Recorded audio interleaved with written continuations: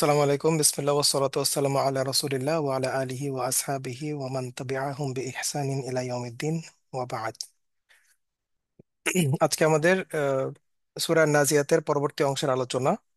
আমরা 26 আয়াত পর্যন্ত পড়েছিলাম, যেখানে শেষ হয়েছিল যে ভয় করে এমন প্রতিটি লোকের জন্য এখানে অবশ্য শিক্ষা আছে, যেখানে ফিরাউনের কিছু আলোচনা আল্লাহ করেছিলেন, এবং সেখান থেকে যারা আল্লাহকে ভয় করে তাদের জন্য শিক্ষা আছে বলে তিনি উল্লেখ করেন। এরপর 27 আয়াত থেকে আল্লাহ একটু ডিফারেন্ট আলোচনা এনেছেন। আহ, এখানে পুনরুত্থানের বা নাসার হওয়ার যে বাস্তবতা, সেই বাস্তবতাকে প্রমাণ করার জন্য এবং বাস্তবতার যে সক্ষমতা আল্লাহর আছে সেটা প্রমাণ করার জন্য আল্লাহ বেশ কিছু আলাপ আনছেন। যেখানে আল্লাহ বলতেছেন যে তোমাদের সৃষ্টি বেশি কঠিন না আকাশের সৃষ্টি বেশি কঠিন, তিনি তো সেটা সৃষ্টি করেছেন। অর্থাৎ এটা উদ্দেশ্য হচ্ছে মক্কার কাফেরদের প্রতি, যারা মূলত পুনরুত্থানকে অস্বীকার করতো এবং সেটা নিয়ে রীতিমতো ঠাট্টা তামাশা করতো। তারা বলতো যে আমাদেরকে কিভাবে একইভাবে আবার তৈরি করা হবে, যেটা আমরা প্রিভিয়াস আলোচনায় দেখেছি, যেখানে তারা বলছিল যে হাড্ডি যখন পচে যাবে সেখান থেকে কি আবার আমাদেরকে তৈরি করা হবে। এই ধরনের তারা কিছু রিডিকুলাস কোশ্চেন করতো। তো আল্লাহ সুবহানাহু ওয়া তাআলা জবাব দিয়েছেন এভাবে যে তোমাদেরকে সৃষ্টি করা বেশি কঠিন না আকাশকে সৃষ্টি করা বেশি কঠিন। কারণ অবশ্য আকাশ অনেক কমপ্লিকেটেড একটা মাখলুক। যদি আকাশকে আল্লাহ সৃষ্টি করতে পারেন, সেক্ষেত্রে তো মানুষকে সৃষ্টি করা বা পুনর্সৃষ্টি করা মোটেই কঠিন হওয়ার কিছু নাই। ওইটাই আল্লাহ এখানে ফোকাস করতেছেন, যে তোমাদেরকে সৃষ্টি করা কি বেশি কঠিন কিনা, নাকি আসমানকে সৃষ্টি করা বেশি কঠিন। আহ এরপর আয়াতে আল্লাহ বলছেন তার ছাদ অনেক উচ্চে তুলেছেন, অতঃপর তাকে ভারসাম্যপূর্ণ করেছেন। এখানে ছাদ বলতে মূলত আসমানের কথা মিন করা হচ্ছে। এবং সুবিন্যস্ত করার যে অর্থ বা ভারসাম্যপূর্ণ করা, এটা সাউয়া ফাসাউয়াহা, তো সাউয়া থেকে আসছে। সাউয়া শব্দের অর্থ হচ্ছে কোনো কিছু পারফেক্ট করা বা ইকুয়ালি ব্যালেন্স করে রাখা, মানে সবকিছু একদম সুচারু রূপে করে রাখাকে বলা হয় সাউয়া। তো এখানে বলা হচ্ছে যে আসমানকে আল্লাহ এমন ভাবে সুউচ্চ করেছেন এবং গঠন করেছেন যেটা আসলে মূলত ভারসাম্যপূর্ণ, ব্যালেন্সড, এবং এটাতে কোনো ধরনের ত্রুটি নাই। সাউয়া অর্থাৎ এটা একেবারে পারফেক্ট। তো আসানুল বায়ানে আসছে এরকম করে যে সুবিন্যস্ত করার অর্থ হলো তাকে এমন আকৃতি এবং গঠন দান করা যাতে কোনো প্রকার খুঁত, ত্রুটি, বঙ্কিমত এবং ফাটল না থাকে।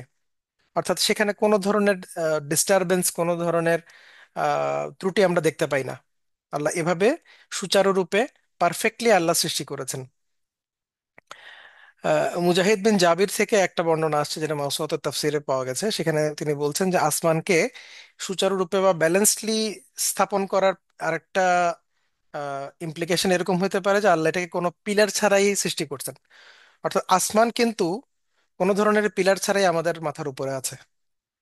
আহ, যে কোনো শামিয়ানা টাঙাতে গেলেও কিন্তু আমাদের একটা বাঁশ দিতে হয়, অন্তত যে পিলার হিসেবে বাঁশ বসাতে হয়, কিন্তু আল্লাহ সুবহানাহু ওয়া তাআলা আসমানটাকে এভাবে আমাদের উপরে সৃষ্টি করে রাখছেন যে এটার জন্য কোনো পিলার লাগে না।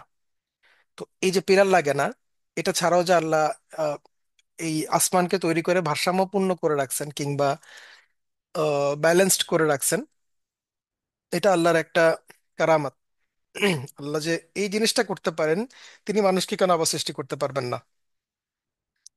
এবং তিনি বলছেন তিনি তার রাতকে আঁধারে ঢেকে দিয়েছেন এবং আর তার দিবালোক প্রকাশ করেছেন। এখানে ওয়াক্তাসা শব্দের অর্থ হচ্ছে কোনো কিছুকে অন্ধ অন্ধ করে ফেলা বা অন্ধকারময় করে ফেলা আর কি। এটা মূলত অন্ধ ব্যক্তিদের জন্য ব্যবহার হয় এই শব্দটা। অর্থাৎ যে কিছুই দেখে না, চোখে অন্ধকার। তো রাতকে তিনি অন্ধকার করে দিয়েছেন এবং দিবালোকে প্রকাশ করেছেন। দোহা শব্দটা আমরা সবাই অর্থ জানি, যদিও বা এখানে নাহার শব্দটা ব্যবহার করাটা অনেক মানে রিলেভেন্ট ছিল বলে মনে হয় আমরা যদি পড়তে যাই নর্মালি, কিন্তু এখানে দোহা শব্দটা আরো বেশি পারফেক্টলি খাটে। কারণ দোহা সেই সময়টাকে বলা হয় যখন সূর্য সবচেয়ে বেশি আলোকিত থাকে। তো যেহেতু এখানে একেবারে অন্ধকারের কথা বলা হচ্ছে শুরুতে, এমন অন্ধকার যেটা ব্লাইন্ড ডার্কনেস, শব্দটা কিন্তু খেয়াল করে এখানে জুলুমাত শব্দটা ব্যবহার করেন নাই আল্লাহ, যে অন্ধকার। এখানে হতাশা শব্দটা ব্যবহার করছেন, কারণ এটা এমন পিচ ব্ল্যাক হিসেবে মিন করা হয়। তো সেটার বিপরীতে কিন্তু দোহা শব্দটা বেশ পারফেক্টলি খাটে, কারণ এটা খুবই আহ, একেবারে যখন আমরা দোহার সালাত পড়ি আর কি, তখন সূর্য যেরকম গমগম করতে থাকে, ওই সময়টা মিন করা হচ্ছে যে আল্লাহ রাতকে অন্ধকারাচ্ছন্ন করেছেন এবং দিনকে তিনি প্রকাশ্য করেছেন, প্রকাশমান করেছেন। এটার অর্থ হচ্ছে মূলত সূর্য দিয়ে উজ্জ্বল করে তুলেছেন তিনি আমাদের মানে দুনিয়াকে। অন্ধকার সূর্য যখন আহ, অন্য প্রান্তে থাকে তখন আল্লাহ অন্ধকারাচ্ছন্ন করেছেন, এবং যখন সূর্য যখন আমাদের আমরা যে গোলার্ধে আছি সেই গোলার্ধে যখন সূর্য দেখা যায় তখন সেটাকে আলোকিত করেছেন। এগুলো সবই আল্লাহর নিয়ামতের কথা এবং আল্লাহর ক্ষমতার কথা আল্লাহ বলছেন। আল্লাহ যখন ইচ্ছা এটাকে একেবারে পৃথিবীটাকে অন্ধকারাচ্ছন্ন করে গুটগুট অন্ধকার করে রাখতে পারতেছেন, আবার যখন ইচ্ছা সেটাকে তিনি আলোকিত করে রাখতে পারতেছেন। অতঃপর তিনি জমিনকে বিস্তীর্ণ করেছেন। বাদা যালিক দাহাহা, আহ, জমিনকে তিনি বিস্তৃত বলতে এটাকে মূলত ওই যে কার্পেট যখন বিছিয়ে দিই আমরা তখন যেরকম করে ছড়িয়ে দেওয়া হয় ওইদিকে ওই অর্থই নেয় মূলত এটা। জমিনকে তিনি বিস্তৃত করেছেন। কিন্তু এখানে মুফাসসিরদের বেশ কিছু আলাপ আছে যে এখানে বলা হচ্ছে বাদা যালিক, অর্থাৎ এরপরে। এরপরে কিসের পরে? এই যে এখানের পরে যে আল্লাহ বলছেন যে এই যে ছাদের সৃষ্টি, রাফা সাম কাহা ফাসাওয়াহা, প্রথমে তিনি আকাশকে আহ, মানে সুউচ্চভাবে সুচারুভাবে তিনি প্রতিষ্ঠিত করেছেন। বা দাদালিক ওয়াল আরদ দাহাহা, এরপরে তিনি জমিনকে বিস্তীর্ণ করেছেন। এখন এখানে একটা আলোচনা চলে আসে যে তাহলে আসমান আগে সৃষ্টি হয়েছে নাকি জমিন আগে সৃষ্টি হয়েছে? কারণ এখানে স্পষ্টত বোঝা যাচ্ছে বাদা দালিক দিয়ে আসমানের পরে জমিন সৃষ্টি হয়েছে। কিন্তু কোরআনের বিভিন্ন সূরাতে আমরা দেখেছি উল্টা, যে আগে আল্লাহ জমিন সৃষ্টি করেছেন এরপর আসমানের দিকে নজর দিয়েছেন। ব্যাপারটা ওরকম। সূরা আল বাকারার 29 নম্বর আয়াতের কথা সব মুফাসসিরই মোটামুটি উল্লেখ করছেন, যেখানে আকাশ সৃষ্টিটা জমিন সৃষ্টির পরে হয়েছে এরকম উল্লেখ করা আছে। তো এই আপাত বৈপরীত্য নিয়ে অনেক প্রশ্ন কিন্তু আগের যুগেও ছিল, যেটা ইবনে আব্বাসের কাছেও প্রশ্ন আসছিল। তো ইবনে আব্বাস এটা খুব সুন্দর একটা উত্তর দিয়েছেন, যেটা ইবনে কাসির মূলত তার যে সিদ্ধান্ত সেখানে উল্লেখ করেছেন। সেখানে তিনি বলছেন যে পৃথিবী সৃষ্টি আকাশ সৃষ্টির পূর্বে হলেও পৃথিবীর বিস্তৃতকরণ, পৃথিবী থেকে এই যে নিচে আমরা দেখতে পাচ্ছি পানি আর তৃণ বের করা কিংবা পাহাড় স্থাপন করা, এগুলো হয়েছে মূলত আসমানকে সুবিন্যস্ত করার পরে। আগে পৃথিবী আল্লাহ তৈরি করছেন কিন্তু পৃথিবীকে তখনও সুবিন্যস্ত করেন নাই, বা পৃথিবীকে মানুষের জন্য প্রাণীদের প্রাণীদের জন্য বসবাস উপযুক্ত তখনও করেন নাই। এরপর আল্লাহ আসমান সৃষ্টি করলেন, আসমান সৃষ্টি করার পরে তিনি জমিনকে বিস্তীর্ণ করেছেন। হ্যাঁ, তো এই কারণে এখানে কোনো বৈপরীত্য নাই। ইবনে আব্বাসের মতে শুরুতে জমিন সৃষ্টি হয়েছে, এরপর আসমান, এরপরে জমিনকে আল্লাহ বিস্তীর্ণ করেছেন এবং সেখানে এটাকে বসবাস উপযোগ্য এবং সেখানে ফল ফলাদি ফলানোর উপযোগ্য আল্লাহ করেছেন তারপরে। এটাই হলো মূল ব্যাখ্যা। এরপর তিনি বলছেন তিনি তার ভেতর থেকে বের করেছেন পানি আর তৃণভূমি। হ্যাঁ, এখানে দেখেন মা আহা বলছেন, অর্থাৎ শুধু পানি, এখানে কোনো কিন্তু নাহার বলা হয় নাই, বাহার বলা হয় নাই। হ্যাঁ, তার মানে এখানে স্পেসিফিকলি পানি দিয়ে কি মিন করা হচ্ছে আহ বলা যায় না সরাসরি যে এটা দিয়ে বোধহয় নদী বোঝানো হয়েছে, এটা দিয়ে বোধহয় সাগর বোঝানো হয়েছে, এরকম কিছু হয় না। মূলত আহ এখানে পানি দিয়ে কি বোঝানো হয়েছে এটা মুফাসসিররা সব রকম পানিকে এখানে ইনক্লুড করছেন। যে ভূগর্ভস্থ পানি যেগুলো আমরা দেখি সেটা হতে পারে, ঝর্ণা হতে পারে যেগুলো পানি মাটি ফেটে বের হয়, এরপরে নদী, সাগরের পানি, এগুলো এখানে ইনক্লুডেড। অর্থাৎ আল্লাহ জমিন থেকেই কিন্তু পানিগুলো আল্লাহ আমাদের জন্য ব্যবস্থা করে দিয়েছেন। এবং এই পানির সাথে সাথে আমরা জমিন থেকে কিন্তু তৃণলতা পাই, সেটাও এখানে অবভিয়াস। এখানে তেমন ব্যাখ্যার কিছু না, আমরা গাছ গাছালি যেগুলো পাই সেগুলোই তৃণলতা।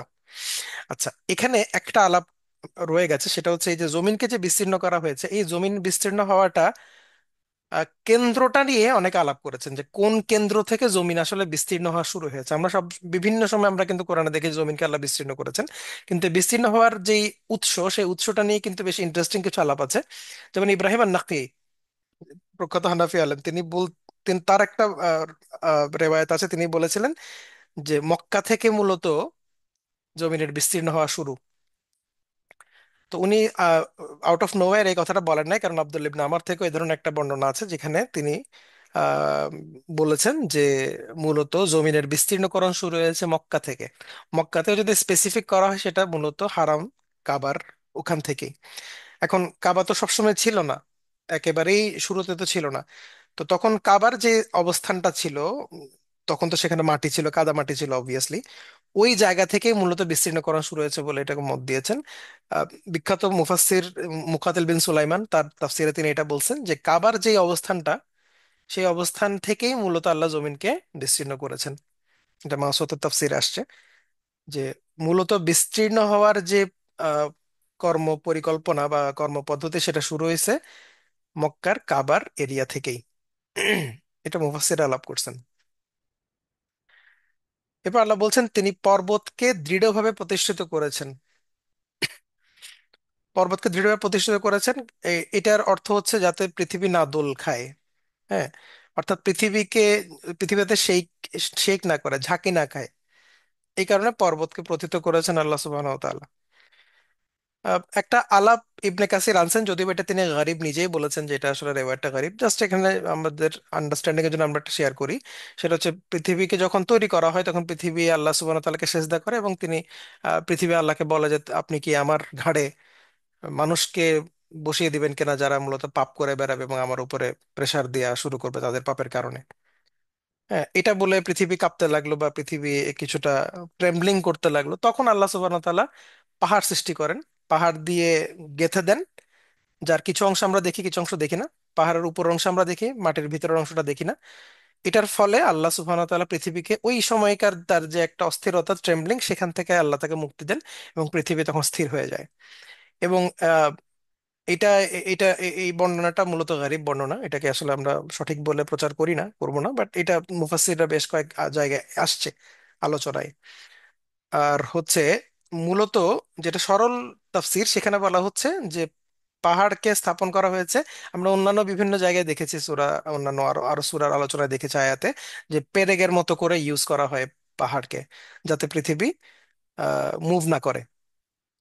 তো আমরা সেটাই এখানে ইউজ করতে পারি যে মূলত পাহাড়কে আল্লাহ পৃথিবী যাতে ঝাঁকি না খায়, পৃথিবী যাতে নড়চড়ে না যায়, তার মানুষগুলাকে নিয়ে যাতে পৃথিবী নড়চড়ে না যায়, সেজন্য পৃথিবীকে স্টেবল করার জন্য মূলত পাহাড়কে আল্লাহ ব্যবহার করেছেন, দৃঢ়ভাবে প্রতিষ্ঠিত করেছেন। এরপর আল্লাহ বলছেন এই সমস্ত তোমাদের আর তোমাদের গৃহপালিত পশুগুলোর জীবিকার সামগ্রী কোনগুলো, এই যে পানি আর তৃণভূমি। অর্থাৎ এই ভাই এখানে একটা জিনিস অ্যাড করা জি, যাবে? জি সরি শিওর, আমি শিওর, জিজ্ঞাসা অবশ্যই করছি অবশ্যই যে অবশ্যই অবশ্যই।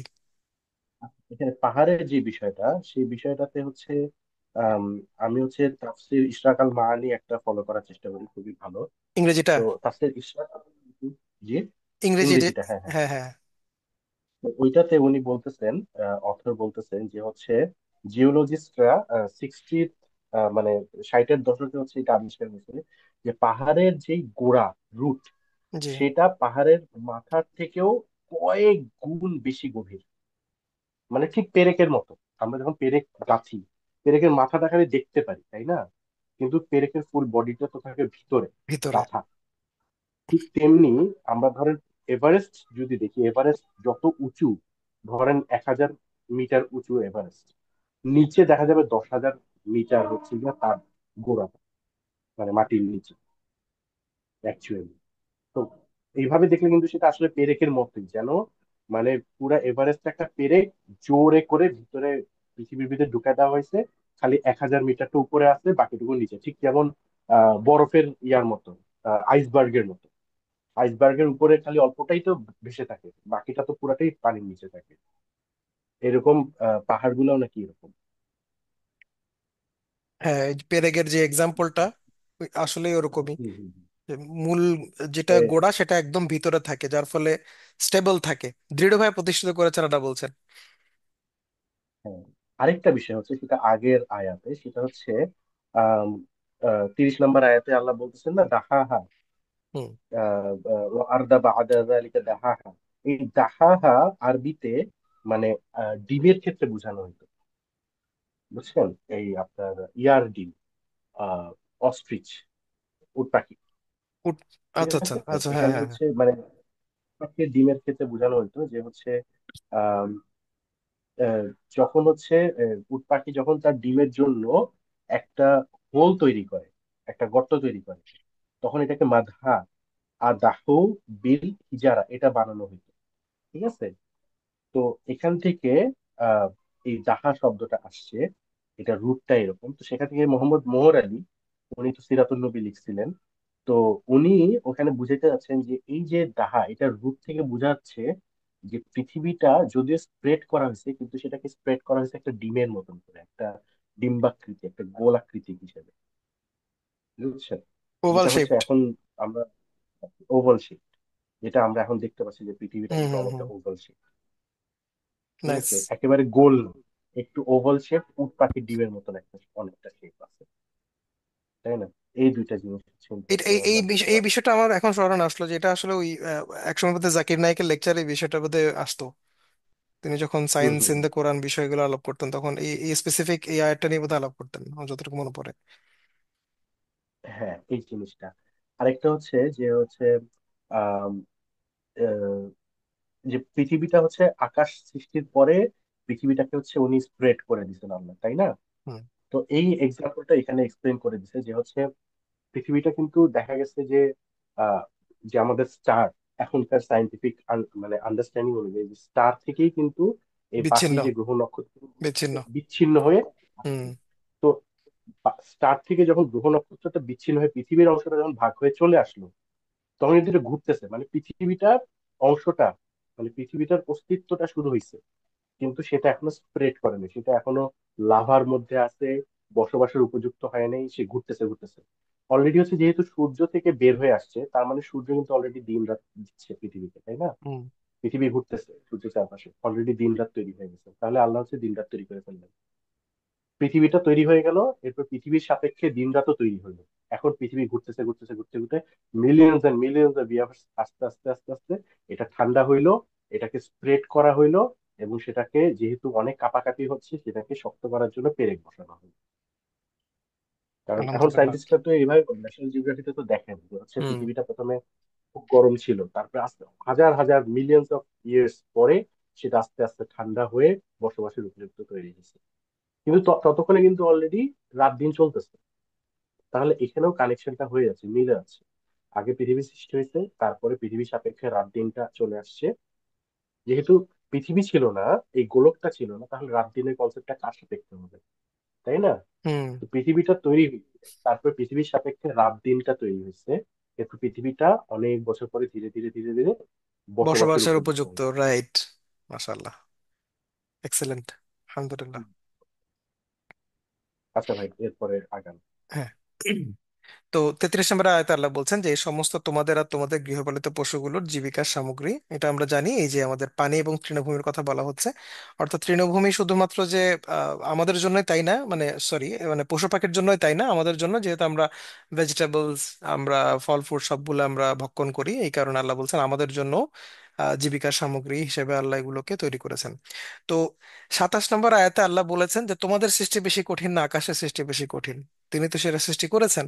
এবং সেখান থেকে 28 থেকে শুরু করে আল্লাহ 33 পর্যন্ত তার ক্ষমতার কিছু নিদর্শন তিনি দেখালেন, যে তিনি আসলে কি কি করেছেন, যেটা আসলে আহ, কতটা কতটা গ্র্যান্ড হতে পারে। তিনি যা যা করেছেন, তিনি আসমান সৃষ্টি করেছেন যেটাকে তিনি ভারসাম্যপূর্ণ করেছেন, তিনি রাত সৃষ্টি করেছেন, দিন সৃষ্টি করেছেন পৃথিবীর জন্য, তিনি জমিনকে স্প্রেড করেছেন, তিনি ভেতর থেকে পানি এবং তৃণভূমি বের করেছেন, পর্বতকে তিনি দৃঢ় প্রতিষ্ঠিত করেছেন, আর আমাদের সবার জন্য রিজিকের ব্যবস্থা করেছেন। এত গ্র্যান্ড কাজকর্ম যিনি করতে পারেন, তার জন্য কি আমাদেরকে পুনরুত্থান করা, নতুন করে সৃষ্টি করা খুব কঠিন কাজ হতে পারে? এই বিষয়টাই মূলত আল্লাহ সুবহানাহু ওয়া তাআলা ফোকাস করেছিলেন এই কয়েকটা আয়াতে, অ্যাকর্ডিং টু দ্য মুফাসসিরুন। যে এইগুলো উল্লেখ করার পেছনের, হঠাৎ করে এই বিষয়গুলো উল্লেখ করার পেছনের রিজন হচ্ছে এইটাই, যে তিনি এই চ্যালেঞ্জটা তাদের দিয়েছেন, যে তার পক্ষে এটা কি কঠিন কিছু বলে তোমার মনে হয়?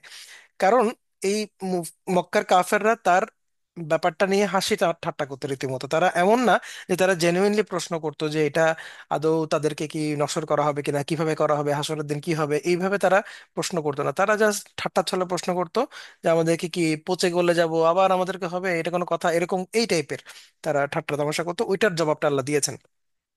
এরপর আল্লাহ বলছেন যে তাদের পরিণতি কি হবে। তিনি বলছেন অতঃপর যখন মহাসংকট এসে যাবে, তো আম্মা তো আম্মা শব্দের অর্থ এখানে মহাসংকট বলা হচ্ছে, অনেক জায়গায় মহাবিপদ বলা হয়। এটা আসলে কি, যে মহাবিপদ যখন এসে যাবে, আসলে কি এসে যাবে মহাবিপদ? এটা বেসিক্যালি অধিকাংশ ওলামা বলেছেন যে এটা হচ্ছে কেয়ামত। কেয়ামতকে আসলে বলা হচ্ছে, এবং এখানে শুধু মহাবিপদ বলা হয় না, দেখেন যে বলা হচ্ছে যে ফাইজা যা আতে আম্মাতুল কুবরা। কুবরা মানে হচ্ছে যে মানে মানে বড়, বড় বিপদ। মহাসংকট আবার এদিকে মানে বড়, তার মানে এটা এমন একটা বিপদ যেটা আসলে ওভারওয়েলমিং। হ্যাঁ। আমি এক জায়গায় পড়েছিলাম যে তম্মা শব্দটা আরবরা এমন সব বিপদের ক্ষেত্রে খাটায়, যেটা স্পোকেন অ্যারাবিকের কথা বলছি, যেটা যেই বিপদ থেকে আসলে মুক্তি পাওয়ার কোনো সুযোগ নাই। আমাদের এমন অনেক বিপদ আসে যেটা আসলে কোনো সমাধান আছে, যে ঠিক আছে আমি মানিব্যাগ হারাই গেছে, আমি অন্য কারো কাছ থেকে ধার করতেছি, আমি আজকে ট্রেন মিস করছি, আমি বাস করে চলে যাচ্ছি, এই যে বিপদের কিছু সমাধানও আছে। কিন্তু তম্মা শব্দটা এমন একটা বিপদ যে বিপদে আসলে কোনো উপায় নাই, আর আমি কিছুই করার নাই, এটা আমার মাথার উপর আসবে, আমি জাস্ট তাকায় আছে আমার মাথার উপর, মানে গাছ ভেঙে পড়তেছে, ব্যাপারটা হচ্ছে এরকম। তো এই জন্য এখানে একে তো তম্মা বলা হচ্ছে, তার উপর বলা হচ্ছে আল কুবরা, মানে মহা বিপদ, মানে শ্রেষ্ঠ বিপদ। এবং কুরতুবী তাফসীরে খুব সুন্দর করে বলতেছেন যে তম্মা বলতে এমন ধরনের মহাবিপদ, বিপর্যয় এবং সংকট বোঝায় যা সব কিছুর উপরে ছেয়ে যায়। এর সাথে আবার কুবরা যুক্ত করা হয়েছে, এই কথা প্রকাশ করা হয়েছে এর মাধ্যমে যে এই বিপদ, সংকট এবং বিপর্যয় হবে অতি ভয়াবহ এবং ব্যাপক। এই ব্যাখ্যাটা কুরতুবী দিয়েছেন। মাউসুআতুত তাফসীরে বেশ কিছু মুফাসসিরের কথাবার্তা আসছে যেখানে এটার অর্থ কিয়ামত ছাড়া অন্যান্য অর্থও করা হয়েছে। বলা হচ্ছে নসর, অর্থাৎ পুনরুত্থানকে মিন করা হচ্ছে। অনেকে বলেছেন জাহান্নামে প্রবেশের যে মুহূর্তটা, জাহান্নামীদেরকে যখন জাহান্নামে নিয়ে যাওয়া হবে ওই মুহূর্তটা, এগুলো অনেক মুফাসসির এনেছেন। আহ তাফসিরে মুজাহিদে আসছে, মুজাহিদের তাফসিরে বলা হচ্ছে জান্নাতীদেরকে যখন জান্নাতে প্রবেশ করানো হবে এবং জাহান্নামীদেরকে যখন জাহান্নামে প্রবেশ করা হবে, মূলত ওই মুহূর্তটাকে বলা হচ্ছে তওয়ামাতুল কুবরা। হাসান রাদিয়াল্লাহু তাআলার একটা তাফসির আসছে, সেখানে তিনি বলছেন যে দ্বিতীয় সিংহার ফুঁটা, ওটাকে বলা হচ্ছে মহাবিপদ। কিন্তু মেজরিটি মুফাসসিরদের মতামত হচ্ছে এটা কিয়ামতকে মিন করা হচ্ছে, কারণ পরবর্তী আলাপগুলো খুব কিয়ামতের সাথেই রিলেটেবল আর কি। যে আল্লাহ সুবহানাহু ওয়া তাআলা বলছেন সেদিন মানুষ স্মরণ করবে যা কিছু করার জন্য সে জোর প্রচেষ্টা চালিয়েছে। অর্থাৎ সে তার কৃতকর্ম, তার পৃথিবীতে তার কৃতকর্ম সে অবশ্যই তখন স্মরণ করবে, সে কি ভালো কাজ করছে না খারাপ কাজ করছে, এগুলো সব তার মানসপটে উঠে আসবে আস্তে আস্তে। কারণ সে যখন দেখবে কিয়ামত আসলেই সংঘটিত হচ্ছে, কেয়ামত, যেই কেয়ামতকে কুফাররা অস্বীকার করেছে মুমিনরা বিশ্বাস করেছে, সে কেয়ামত যখন চোখের সামনে এসে উপস্থিত হবে, তখন মানুষ তার কৃতকর্ম স্মরণ করবে। ইভেন ইভেন মুমিনরাও তো স্মরণ করবে যে আসলে আমি কতটুকু কি করলাম যে আমি এখন এখান থেকে বেঁচে ফিরতে পারবো, যে আল্লাহ সুবহানাহু ওয়া তাআলার সামনে দাঁড়াতে পারবো। এবং কুফাররা চিন্তা করবে হায় হায় কি করলাম, আমি তো এটা বিশ্বাস করি নাই। তো এই হলো বাস্তবতা, তখন আমরা সবাই স্মরণ করব যা যা আমরা করেছি, যা যা করার জন্য আমরা প্রচেষ্টা চালিয়েছি আমাদের পুরো দুনিয়াবী জীবনে, সেগুলো সবগুলো তখন তার স্মরণে আসবে, চোখের সামনে ভাসতে থাকবে। এবং আল্লাহ বলছেন যে জাহান্নামকে দেখানো হবে এমন ব্যক্তিকে যে দেখতে পায়। জাহান্নাম তো অলরেডি আছে, তো ওই দিন জাহান্নামকে দেখানো হবে, সবার সামনে জাহান্নামকে উপস্থিত করা হবে। তাফসীর আহসানুল বায়ানে বলা হচ্ছে যে প্রত্যেক কাফেরদের সামনে জাহান্নামকে উপস্থিত করে দেখানো হবে, যাতে তারা দেখতে পায় বা বুঝে নেয় এখন থেকে তাদের চিরকালের ঠিকানা হচ্ছে এই জাহান্নাম। কোন কোন আলেম বলেন যে মুমিন এবং কাফের উভয়কেই জাহান্নাম দেখানো হবে। মুমিনরা সেই জাহান্নাম দেখে আল্লাহর কাছে কৃতজ্ঞতা জ্ঞাপন করবে যে তিনি তাদেরকে ঈমান এবং নেক আমলের বদলতে এই জাহান্নাম থেকে পরিত্রাণ দিয়েছেন। আর কাফেররা প্রথম থেকে ভয়ে ভীত সন্ত্রস্ত হবে এবং তা দেখে তাদের দুঃখ এবং আফসোস শুধু বৃদ্ধিই পাবে। তার মানে আমরা যদি ধরে নিই যে এটা, এই জাহান্নাম দেখানো হবে সবাইকে, মুমিন এবং কাফেরকে, মুমিনরা এই জাহান্নাম দেখে তখন ভয় পাবে না, বরং তারা শুকরিয়া করবে আল্লাহর কাছে যে তাদের আমলের কারণে এবং আল্লাহর দয়ার কারণে আল্লাহ তাদেরকে এই জায়গা থেকে মুক্তি দিয়েছেন। তাদের ইমানের বদৌলতে, তাদের আমলের পুরস্কার হিসেবে, আল্লাহর দয়ার মাধ্যমে আল্লাহ তাদেরকে এই জাহান্নাম থেকে পরিত্রাণ করেছেন। এবং কাফেররা অ্যাজ ইউজুয়াল সেটা থেকে ভীত সন্ত্রস্ত হবে, কারণ এখানেই তাদের আলটিমেট গোল, এখানে যেতে হবে তাদেরকে। দুনিয়াতে যেই ব্যক্তি অন্ধ ছিল, যে চোখে দেখতো না, সেই লোকও কিন্তু এই জাহান্নামকে সেদিন দেখতে পাবে এবং কিয়ামতের দিন তার দৃষ্টিশক্তি চলে আসবে। এটা মুফাসসির উল্লেখ করেছেন। অতঃপর যে লোক সীমা লঙ্ঘন করেছিল আর পার্থিব জীবনকে প্রাধান্য দিয়েছিল পরকালের উপরে, জাহান্নামই হবে তার আবাসস্থল। অর্থাৎ এখানে সীমালঙ্ঘন বলতে কি তগা শব্দটা আসে, তগা দিয়ে কি বোঝানো হচ্ছে, তাফসিরে সাদিতে বলা হচ্ছে যারা কবিরা গুনাহ করেছে তাদেরকে মিন করা হচ্ছে, এখানে সগীরা গুনার কথা মিন করা হচ্ছে না। অর্থাৎ যারা কাবাইর গুলো করতো তাদেরকে বলা হচ্ছে যারা তগা। তাহলে যারা সীমা লঙ্ঘন করেছিল অর্থাৎ কবিরা গুনাহ করেছিল এবং পার্থিব জীবনকে পরকালের উপর প্রাধান্য দিয়েছিল, এগুলো খুব সিম্পল, আমরা আলহামদুলিল্লাহ বুঝতে পারছি যে আমাদের দুনিয়াবী জীবনকে আমরা আখিরাতের উপর প্রাধান্য দিয়ে দিয়েছি। জাহান্নামই হবে তাদের আবাসস্থল, অর্থাৎ জাহান্নামেই তার সর্বশেষ গন্তব্য। তাফসীরে সাদিতে বলছে যে যে ব্যক্তি আল্লাহ তাআলা এবং তার রাসূলের অবাধ্যতা করবে আর পার্থিব জীবনকে আখিরাতের উপর অগ্রাধিকার দেবে, অর্থাৎ আখিরাতের কাজ ভুলে গিয়ে দুনিয়ার সুখ এবং আনন্দকেই অগ্রাধিকার দিবে, তার সম্পর্কে বলা হচ্ছে এখানে যে জাহান্নামই তার আবাস। অর্থাৎ মূলত যেই লোক আল্লাহ সুবহানাহু ওয়া তাআলা এবং রাসূলকে অনুসরণ করবে না এবং তার দুনিয়াবি যত ধরনের চাহিদা, যত ধরনের অ্যাচিভমেন্ট সবকিছু সবসময় প্রায়োরিটি পায় আখিরাতের উপরে, যখন প্রায়োরিটি দেওয়ার বিষয় আসে তখন সেই ব্যক্তি মূলত জাহান্নামের অধিবাসী হবে। এবার আল্লাহ বলছেন, আর যে লোক তার প্রতিপালকের সামনে দাঁড়ানোকে ভয় করেছিল এবং নিজেকে কামনা বাসনা থেকে নিবৃত রেখেছিল, জান্নাতি হবে তার বাসস্থান। আচ্ছা, এখানে বলা হচ্ছে যে প্রতিপালকের সামনে যে মাকাম রব্বিহি, অর্থাৎ আহ, তার রবের সামনে দাঁড়ানো। এখানে রবের সামনে দাঁড়ানো, এটা দুই রকম অর্থ হইতে পারে। একটা হচ্ছে যে আল্লাহ সুবহানাহু ওয়া তাআলার সামনে দাঁড়িয়ে যে হিসাব নিকাশ দিতে হবে, সেই সেই দাঁড়ানোটা। আমরা যখন কিয়ামতের দিন আল্লাহর সামনে দাঁড়াবো, হিসাব নিকাশ দিব, সেই আহ দাঁড়ানোটাকে জায়গায় ভয়, যা খফা, যারা ভয় পায়। ওয়ামান আম্মা মান খফা মাকাম রাব্বিহি, অর্থাৎ আল্লাহ সুবহানাহু সামনে, তার রবের সামনে দাঁড়ানোকে যে ভয় পায়, সেটা হচ্ছে আল্লাহ যখন হিসাব নিকাশ নেবেন তখন। সেই ভয় থেকে সে কি করত? ওয়ানাহা নাফসা আনিল হাওয়া, অর্থাৎ তার নফসকে সে হাওয়া থেকে বিরত রাখতো। মানে তার কামনা বাসনা, নিজের যে কুবাসনা, সেগুলো থেকে নিজেকে নিবৃত্ত রাখতো, কন্ট্রোলে রাখতো। এই লোকের জন্য থাকবে হচ্ছে জান্নাত। আরেকটা হচ্ছে আহ, মাকাম শব্দর যদি আরেকটা অর্থ করা হয় যে উচ্চ মর্তবা, সেক্ষেত্রে বলা হতে পারে যে আল্লাহ সুবহানাহু ওয়া তাআলা তার রবের যে উচ্চ মর্তবা, সুমহান মর্যাদা, সেই মর্যাদার কথা চিন্তা করে যে নিজেকে কন্ট্রোল করে, সেই ব্যক্তিও মানে জান্নাতে যাবে। আহ বাদায়ুত তাফসিরে বলা হচ্ছে যে এখানে উভয় অর্থই সঠিক হতে পারে। অর্থাৎ যে আল্লাহর সামনে নিজেকে দাঁড়ানোর ভয়ে আহ খারাপ কাজ থেকে নিজেকে বিরত রাখছে, আর যে ব্যক্তি আল্লাহ সুবহানাহু ওয়া তাআলার গ্র্যান্ড যেই এক্সিস্টেন্স, সেই এক্সিস্টেন্সের ভয়ে সে নিজেকে বিরত রাখছে। অর্থাৎ আমি কাকে ধোকা দিচ্ছি, বা আমি কার আহ, মানে আহ, আদেশের অমান্য করছি, বা কার নিষেধকে আমি অগ্রাহ্য করছি, এই চিন্তা যে করে, তাকেও এখানে মিন করা হচ্ছে। এই দুই ব্যক্তিকেই, দুই ধরনের ইন্টারপ্রিটেশনকেই মিন করা হচ্ছে। এই দুই ব্যক্তির অবস্থানই হবে মানে জান্নাত।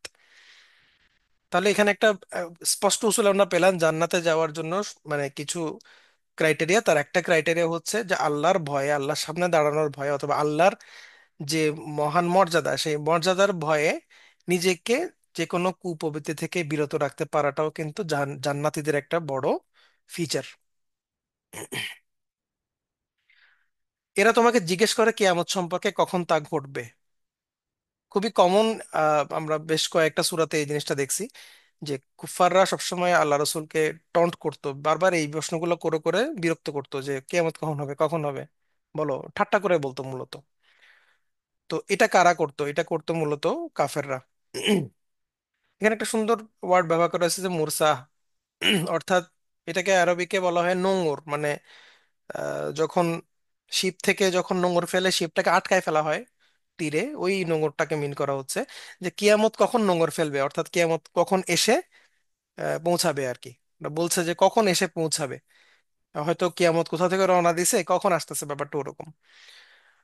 তো আয়েশা রাদিয়াল্লাহু তাআলার একটা হাদিস আছে বুখারীতে, আমরা এটা একটু দেখতে পারি, যেখানে তিনি বলছেন যে কিছু বেদুইন লোক রাসূলুল্লাহ সাল্লাল্লাহু আলাইহি ওয়াসাল্লাম কাছে আসতো এবং জিজ্ঞাসা করতো কিয়ামত কখন হবে।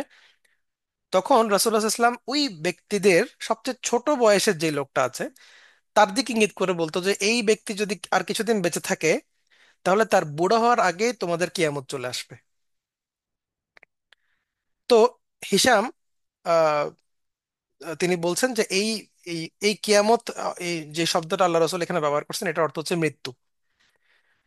তো অনেক সময় আল্লাহ রসুল তাদের আনসারে, তারা যখন কিয়ামত কখন জিজ্ঞাসা করতো, তখন আনসারে তাদের মৃত্যুর কথাটাকেই মিন করতেন।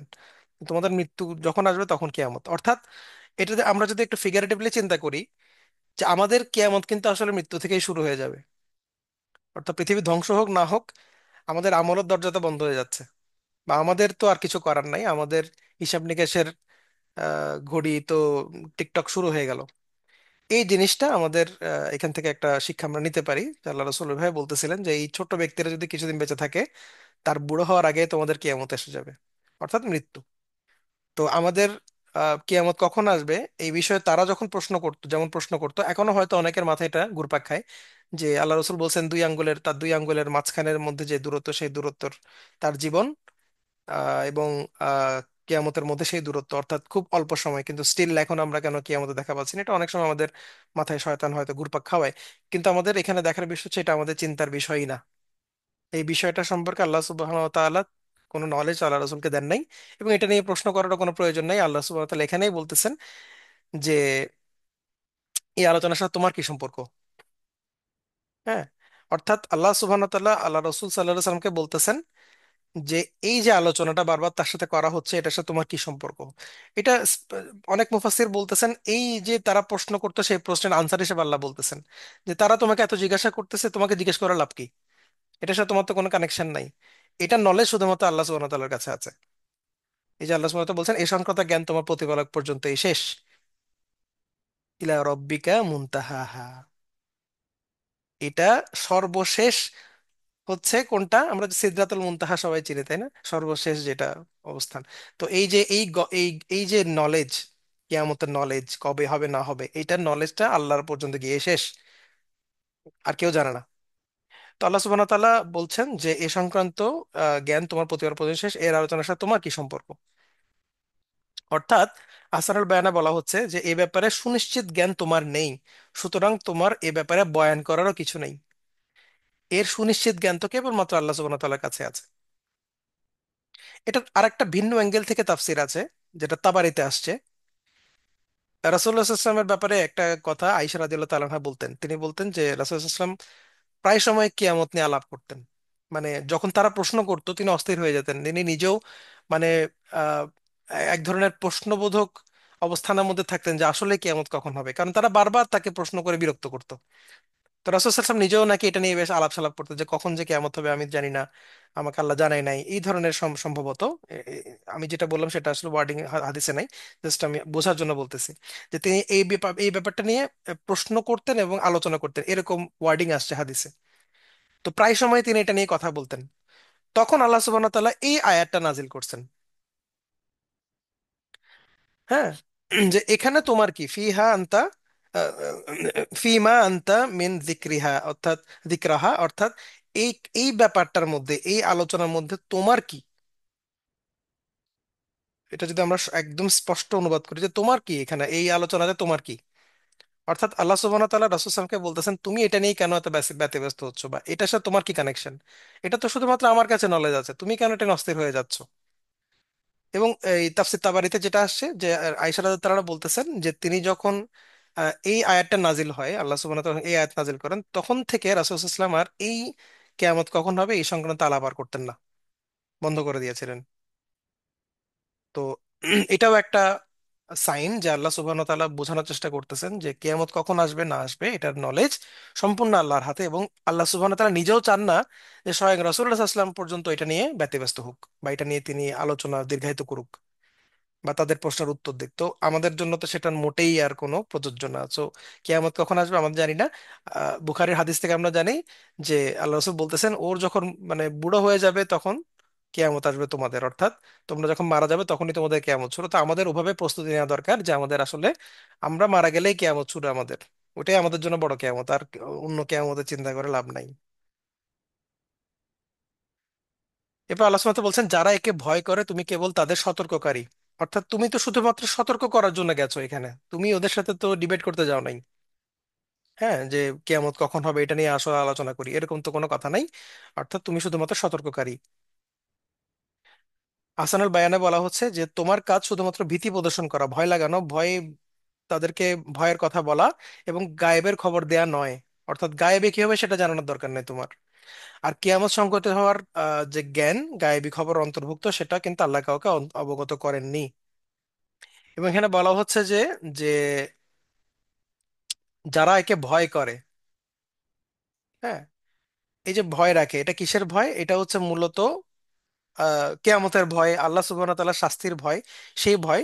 তো এই ভয় যারা পায় তাদের জন্যই তুমি সতর্ককারী। খেয়াল করেন, এখানে বলা হচ্ছে যারা একে ভয় করে তুমি কেবল তাদের জন্য সতর্ককারী, সবার জন্য না। অর্থাৎ ভীতি প্রদর্শন এবং আহ, তাবলিগ থেকে সেই ব্যক্তি উপকৃত হতে পারে যার মধ্যে আল্লাহর ভয় বিদ্যমান। আর নাইলে ভীতি প্রদর্শন করা, তাবলিগ করা তো সকলকেই করা হয়। এটা আহসানুল বায়ান ভাবে আসছে। অর্থাৎ যার মনে আল্লাহর ভয় আছে কিছু হলো, তাকেই মূলত সতর্ক করে আলটিমেটলি কাজ হয়। যে একেবারে আল্লাহকে ভয় করে না, যার মধ্যে কোনোভাবেই আল্লাহর কোনো ভীতি নাই, তাকে তো যতই আমরা বলি হয়তো সে কথা শুনবে না, বা সে এটার ব্যাপারে পজিটিভ রেসপন্স করবে না। যেটা হয়েছে, আল্লাহ সুবহানাহু ওয়া তাআলা রাসূল সাল্লাল্লাহু আলাইহি ওয়াসাল্লামকে পাঠাইছেন সতর্ককারী হিসেবে। তিনি যাদেরকে দাওয়াত করছেন তাদের মধ্যে আল্লাহর ভীতি তৈরি হওয়ার ফলেই তারা মূলত ইসলামের ছায়াতলে আসছেন। যাদের মধ্যে আল্লাহর ভীতি ছিল না, তারা ইসলামের ছায়াতলে আসতে পারে নাই। এজন্য আল্লাহর ভয়টা খুবই গুরুত্বপূর্ণ আর কি। মানে আমাদের এখানেও আমরা একটু আগেও দেখছি যে আসলে যারা আল্লাহর প্রতিপালকের সামনে দাঁড়ানোর ভয় করে নিজেকে বিরত রাখে তারাই জান্নাতে যাবে। আবার এখানেও বলা হচ্ছে সতর্ককারী কেবল তাদের জন্য যারা ভয় করে আল্লাহকে। তো ভয় করাটা একটা ইনেট নেচার, এবং ভয় করাটাই আমাদের মুক্তির ওয়ান অফ দি পিলার্স। এবং সর্বশেষ আল্লাহ বলছেন, যেদিন তারা তা দেখবে সেদিন তাদের মনে হবে যেন তারা পৃথিবীতে এক সন্ধ্যা বা এক সকালের বেশি অবস্থান করেনি। অর্থাৎ কিয়ামতের দিন যেদিন জাহান্নামের বাস্তবতা তারা দেখবে, সেদিন তারা বুঝতে পারবে, সেদিন তারা এভাবে রিয়েলাইজ করবে যে তারা মূলত পৃথিবীতে যেই পৃথিবীর জীবনের জন্য, এখানে যে বলা হচ্ছিল যে আহ পার্থিব জীবনকে পরকালের উপর প্রাধান্য দিয়েছিল, যারা এই পার্থিব জীবনের জন্য খেটে মরলো, তারা মূলত খেয়াল করবে এই পার্থিব জীবনটা এক সন্ধ্যা বা এক সকালের বেশি তারা ছিল না। অনেকে 100 বছর বাঁচে, সেই 100 বছর তার জন্য মূলত এক সন্ধ্যা বা এক সকালের বেশি নয়। এখানে ব্যবহার করা হয়েছে আশিয়া এবং দোহা। আশিয়া শব্দটা হচ্ছে মূলত আহ মানে জোহর থেকে সূর্যাস্ত। ইবনে আব্বাস বলতেছেন যে জোহর থেকে সূর্যাস্ত পর্যন্ত, জোহর টু মাগরিব যে সময়টা, সেটা হচ্ছে আশিয়া। এবং দোহা হচ্ছে সূর্যোদয় থেকে, যেটা আমরা দুহা সালাত পড়ি, দুহা, এই দুহার সময় পর্যন্ত বলা হয় দুহা। এটা ইবনে আব্বাস বলতেছেন। আবার তাফসির মুকাতিলে আসছে যে আসর থেকে মাগরিবের সময়টাকে বলা হয় এক সন্ধ্যা বা আশিয়া। ইবনে আব্বাস বলছেন জোহর থেকে মাগরিব পর্যন্ত। তো আর যখন হাসানুল বায়ান এভাবে আসছে যে যখন কাফেররা জাহান্নামের আযাব দেখবে চোখের সামনে, তখন দুনিয়ার যে আরাম বিলাসিতা এবং তার মজা সবকিছু তারা ভুলে যাবে। আর তাদের এমন মনে হবে যে তারা দুনিয়াতে পুরো একটা দিন অবস্থান করে নাই, বরং দিনের প্রথম ভাগ অথবা শেষ ভাগ, এই অল্প সময় তারা অবস্থান করেছিল। এবং পার্থিব জীবনটা তাদের কাছে খুবই স্বল্পক্ষণের মনে হবে। অনেক মুফাসির এখানে এই আহ, সময়টাকে মানে বলতে চেয়েছেন তারা কবরের জীবনটা। যদিও বা এটা খুবই মাইনরিটি একটা অপিনিয়ন যে তারা কবরে এক সন্ধ্যা বা এক সকাল ছিল এরকম, কিন্তু এটা বেশিরভাগ ওলামাই বলছেন যে দুনিয়াবী জীবনকে মিন করা হচ্ছে এখানে। যে ইল্লা আশিয়াতান না দুহাহা, অর্থাৎ তারা অল্প সময়ে এক সন্ধ্যা অথবা এক সকালে বেশি তারা পৃথিবীতে অবস্থান করেনি। তাহলে এখানে আমরা বুঝতে পারলাম কি, যে দুনিয়াবী জীবনকে যখন আমি প্রাধান্য দিচ্ছি, সেই দুনিয়াবী জীবনটা মূলত এক সন্ধ্যার একটা জীবন, যেটার জন্য আমি অনন্তকালকে ছুড়ে ফেলে দিয়েছিলাম। ওই জন্যই আমার অবস্থান হয়েছে জাহান্নামী হবে তার আবাসস্থল। অর্থাৎ যারা পার্থিব জীবনকে পরকালের উপর প্রাধান্য দিয়েছে তাদের জাহান্নামী হবে আবাসস্থল। এবং এই জাহান্নাম আবাসস্থল তারা কামাই করে নিয়েছে শুধুমাত্র এমন একটা জীবনের জন্য যেটা মূলত এক সন্ধ্যা বা এক সকালের বেশি ছিল না। আল্লাহ তাআলা আলাম। আমাদের আজকের আলোচনা এখানে শেষ। ভাইরা কিছু অ্যাড করতে চাইলে করতে পারবেন ইনশাল্লাহ।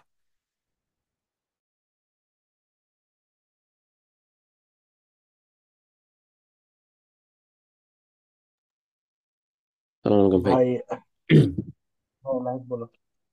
না ভাই বলেন। আমি কোনো ছোট ছোট কয়েকটা নোট নিয়েছি আর কি, আপনি বলেন, তারপর আমি বলতেছি ইনশাল্লাহ।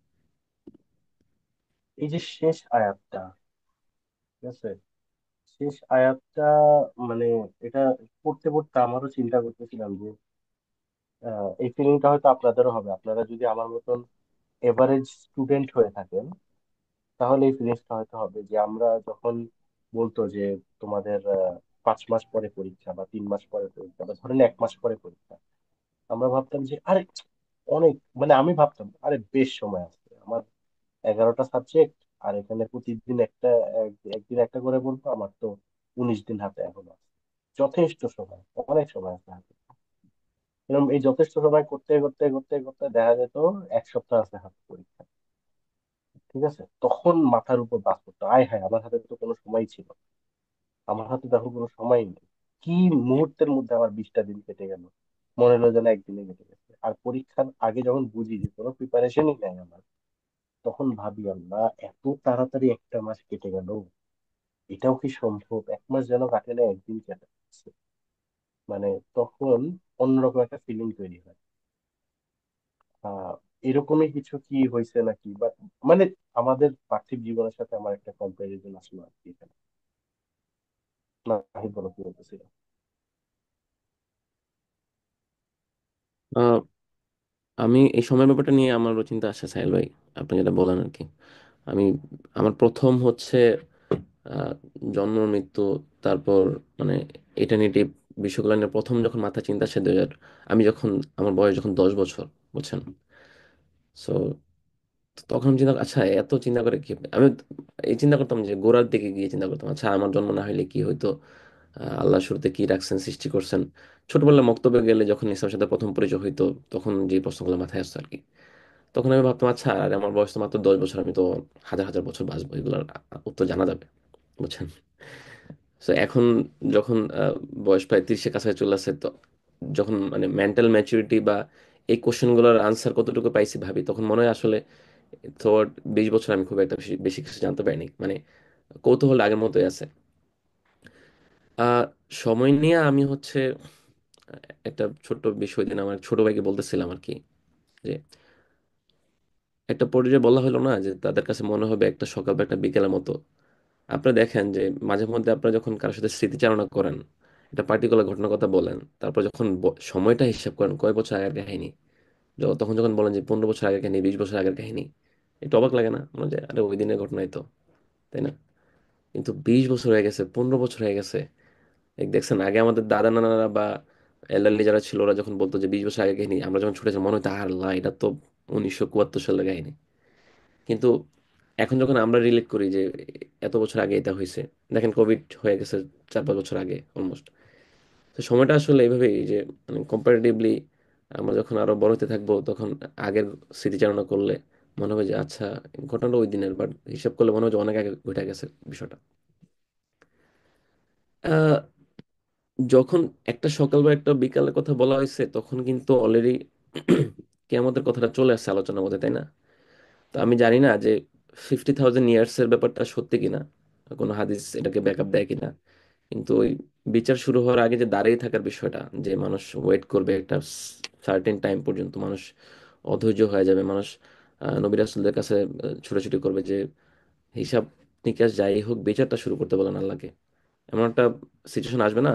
আমি জানি না এটার অথেন্টিসিটি কি কিছু আছে কিনা, ছোটবেলা থেকে শুনে আসতেছে।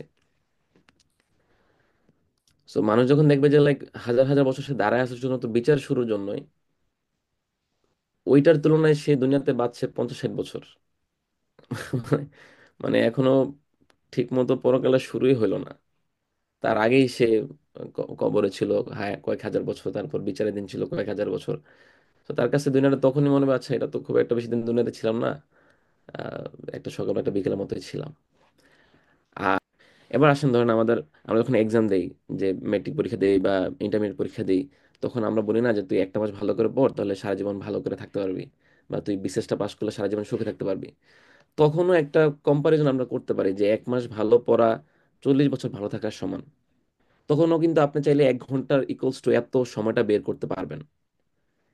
কিন্তু যখন আপনি চিন্তা করবেন যে জান্নাতের লেন্থ বা পরকালের লেন্থটা আসলে কোনো শেষ নাই, এবং এইটার অপোজিট আপনি দাঁড় করাবেন পৃথিবীর সময়গুলা, 60 বছর ইকুয়ালস টু অনন্তকাল, 1 ঘন্টা ইকুয়ালস টু অনন্তকালই, এবং 1 সেকেন্ড ইকুয়ালস টু অনন্তকালই। কারণ ওইখানে অপোজিটে তো আপনার ইনফিনিটি দেওয়া আছে। সো এখন যদি চিন্তা করি যে তাহলে আমাদের পৃথিবীর 1 সেকেন্ড কতটা মূল্যবান, যে ধরেন পার্টিকুলার একটা আমল, আমার হঠাৎ মনে হলো যে একটু জিকির করি, আস্তাগফিরুল্লাহ বললাম, আমার ওই সময়টার ওই পার্টিকুলার 1 সেকেন্ডের আমল হয়তো আল্লাহর পছন্দ হইলো, আল্লাহ হয়তো আমাকে কবুল করলেন, জান্নাত দিলেন বা এমন কিছু আর কি। তো মানুষের অনুভূতিটা মনে হবে যে পৃথিবীর সময়টা একটা বিকেল বা একটা সন্ধ্যা ছিল, এইটা একটা বিষয় অনুভূতি। আর একটা বিকেলে একটা সন্ধ্যার তুলনায় রিওয়ার্ডটার লেভেলটা আবার চিন্তা করেন, তাহলে পৃথিবীর প্রত্যেকটা মুহূর্ত কত বেশি পরিমাণ ইম্পর্টেন্ট, যার একটা সেকেন্ডের এগেনস্টে কোনো পার্টিকুলার সময় নাই, অনন্তকাল। তার মানে দেখেন আমাদের মানে সময়গুলো আসলে আরো কত বেশি প্রোডাক্টিভলি কাজে লাগানোর কথা ছিল। এটা থেকে আরেকটা অনুভূতি আমার অনেকদিন ধরে আসতেছিল। ছোটবেলা থেকে আমি কিছু ক্লাসিক বইয়ের কথা পড়ছি, যে ক্লাসিক বই, ক্লাসিক কাজ, যে ধরেন আল বিদায় ওয়ান নিহায়া, হ্যাঁ এটা একটা বই। এখন আমি চিন্তা করলাম যে আচ্ছা এই ক্লাসিক বইটা আমি কবে পড়বো। আমি দেখলাম যে আমার লাইফে এই বইটা পড়ার জন্য কোনো টাইম অ্যালোকেট করা নাই। এটা নোমানের এখানে একটা কথা থেকে মিলে যায় অনেকটা, যেমন বলছিল যে তুমি যদি কোনো একটা কাজের জন্য টাইমটা অ্যালোকেট না করো তোমার এটা কখনো করা হবে না।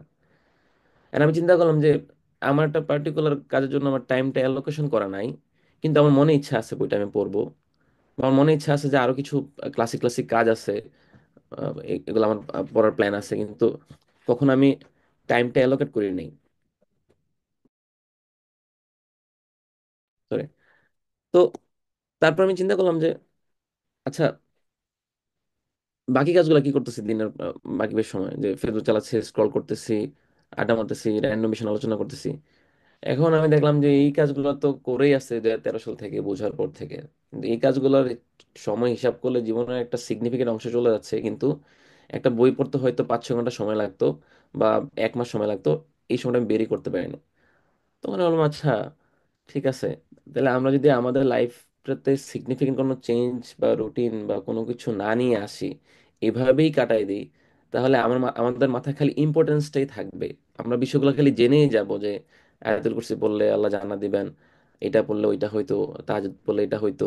আমরা শুধু জেনেই যাব, বা এই বইটাতে এই এই খিটটা আছে, এই বইটাতে এত ভালো একটা জিনিস আসছিল, আমরা খালি জানলামই, কোরআন আল্লাহর কথা এটা আমরা খালি শুনলামই, কিন্তু কখনোই আমাদের জিনিসটা পড়ার, তাদাব্বর করার, হিপস করার সময়টা কখনোই বের হয়ে আসবে না, যতক্ষণ না আমি আমার এই সাধারণ লাইফটাতে একটা বাদ টেনে দিতেছি। না, এনাফ ইজ এনাফ হয়েছে, এখন থেকে আমি হচ্ছে এই নির্দিষ্ট সময় এটা পড়াশোনা করবো, মানে রুটিনে না আস্তে আস্তে, রুটিনে না না নিয়ে আসতেছে আর কি। এই টোটাল বিষয়টা হচ্ছে আমার কয়েকদিনের চিন্তা ভাবনার একটা সারমর্ম বললাম আর কি, যে সময়ের কম্পারিজনটা এখান ভার্সেস অনন্তকাল, জান্নাত অনন্তকালের কম্পারিজন।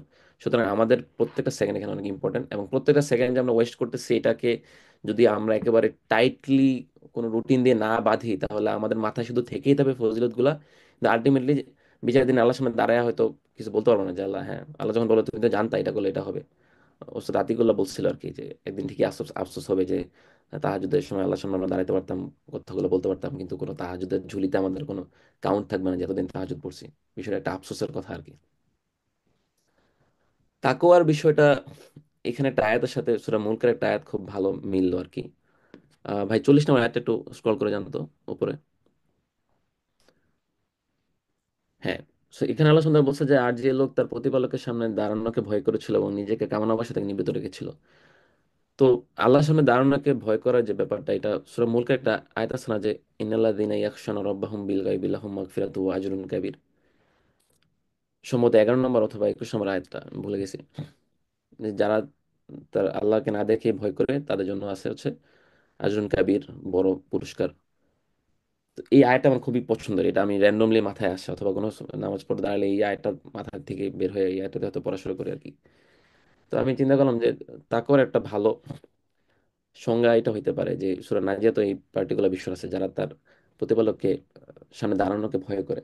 এখন দেখেন আমাদের জীবনে আমরা বেশিরভাগ সময় একা থাকি, অথবা মানে আহ, পাপ করার যে মুহূর্তগুলো, এগুলো আসলে একা থাকার মুহূর্তগুলো, এবং এগুলো খুব কমনলি চলে আসে। যেমন আমি আমার বাসা থাকি, একলা থাকি, তিনতলা থাকি, বা আমার জীবনের আমার ভেরি ওন টাইমগুলোতে হয়তো কেউ আমাকে দেখতেছে না। ওই পার্টিকুলার সময়গুলোতে পাপগুলা বেশি হয়, এবং ওইগুলোকে আটকানো আল্লাহ সুবহানাহু ওয়া তাআলা ভয় ছাড়া আর কোনো কিছুতে পসিবল না। এবার যেটাই করেন, যেমন এই মিটিংটা রেকর্ড হচ্ছে, আমি শিওরলি জানি যে এখানে আমি এমন উল্টাপাল্টা কিছু একটা বললে এটা পরবর্তীতে আমাকে জবাব দিয়ে করা লাগবে। অথবা ক্লাসগুলো অনেক সময় রেকর্ড হইতো, আমি অ্যাজ এ টিচার আমার মাথায় থাকতো যে এটা তো রেকর্ড হচ্ছে, সো এটা পরবর্তীতে জবাব দিয়ে করা লাগবে।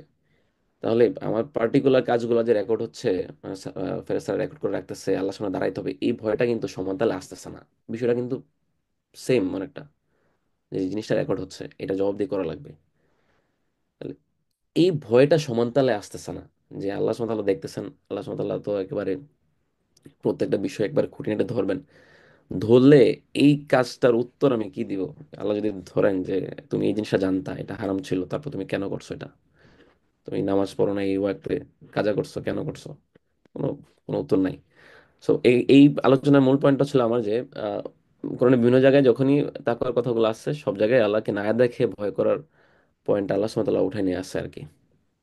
আর আমার প্রশ্ন হলো এটা যে আল্লাহ রাসূল যে বলছে ওই যে ওই লোকগুলোকে যে তোমাদের কিয়ামত হয়ে যাবে, এই ছেলেটা আর কিছুদিন বাঁচলে এর মধ্যে তোমাদের কিয়ামত হয়ে যাবে।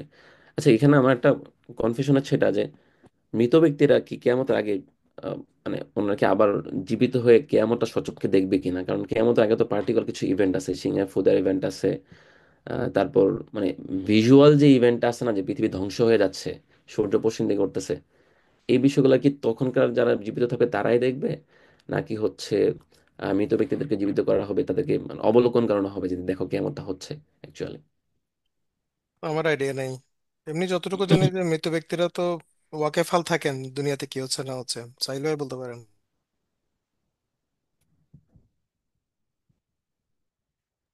উম, ভাই আমার আমার জানা মতে হচ্ছে তখন পৃথিবীতে যারা থাকবে তারাই এগুলা দেখবে। কারণ হচ্ছে যতদূর মনে করে যে সাহাবীরা বা তাবিরা কখনো চাইতেন না যে আখিরাত তাদেরকে দেখতে হবে। ঠিক আছে, মানে পৃথিবীর যে ধ্বংসের সময়টা, যে সূর্য মানে শেষ সময়টা, যে সূর্য পশ্চিম দিকে ওঠা, তারপরে দাব্বাতুল আর্দ, মানে অন্যান্য যেসব বিষয়গুলা, সেগুলা যাতে পড়তে না হয়, সেগুলা যাতে চোখে দেখতে না হয়, এই ধরনের তারা চাইতেন। এমনকি দাজ্জালের বিষয়, যে দাজ্জালকে যাতে ফেস না করতে হয়, ফেস না করতে হয়, তার আগে যাতে তারা মরে যায়। তো আমার আমার যতদূর আন্ডারস্ট্যান্ডিং সেটা হচ্ছে যে তখন যারা দুনিয়াতে বেঁচে থাকবে তারাই হচ্ছে এই শেষ কাজগুলা দেখবে।